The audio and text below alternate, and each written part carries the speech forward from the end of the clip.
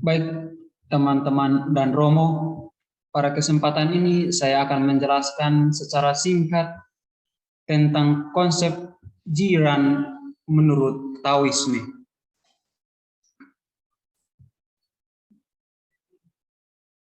Pertama, kita melihat apa itu jiran menurut Taoisme. Secara umum, diterima bahwa filsuf Laozi, penulis Tao Te Ching, yang menciptakan istilah tersebut. Jadi jiran adalah konsep sentral Taoisme yang terkait dengan praktek Wu Wei, tindakan terpisah atau tanpa usaha. Jiran mengacu pada keadaan apa adanya atau yang disebut dengan spontanitas. Kita melihat siapa itu Tao.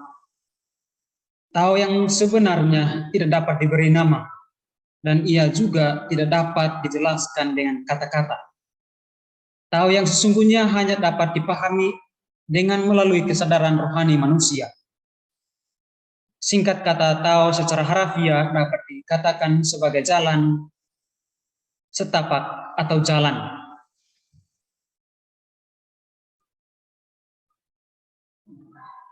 Tiga makna utama.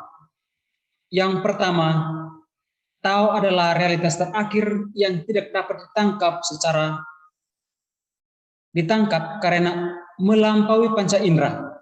Singkat kata, Tao melampaui rasio dan khayalan atau ilusi manusia. Yang kedua, Tao adalah jalan alam semesta yang memiliki sifat transenden dan imanen. Tao merupakan jalan manusia menata hidupnya, memberikan petunjuk kepada manusia mengenai kehidupan yang seharusnya dijalani oleh hidup manusia supaya selaras dengan cara kerja alam semesta.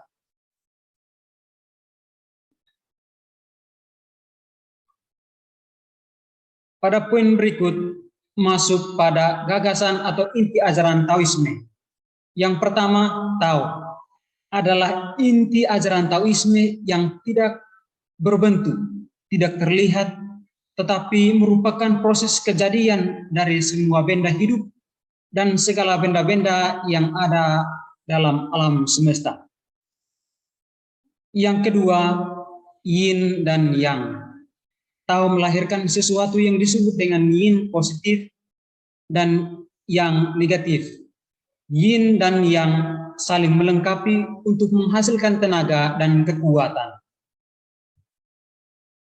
Setiap benda di dalam alam semesta yang berupa benda hidup ataupun benda mati yang mengandung yin dan yang saling melengkapi untuk mencapai keseimbangan.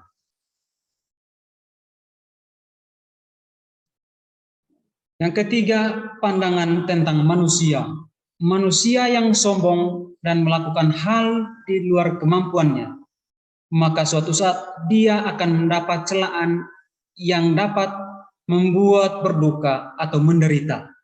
Karena itu, seorang bijaksana yang mengenal Tao dan hukum alam akan memilih mengundurkan diri dan menolak segala penghargaan yang diberikan padanya. Yang keempat, etika.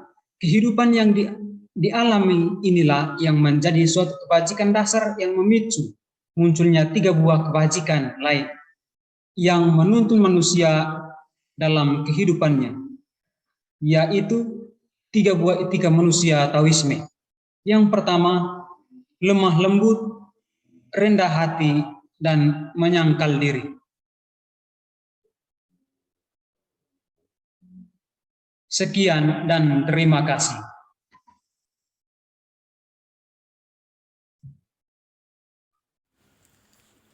Demikian saja hasil presentasi saya tentang konsep jiran menurut Taoisme yang merupakan hasil pemahaman, pengertian atau refleksi saya tentang konsep tersebut. Sekian dan terima kasih.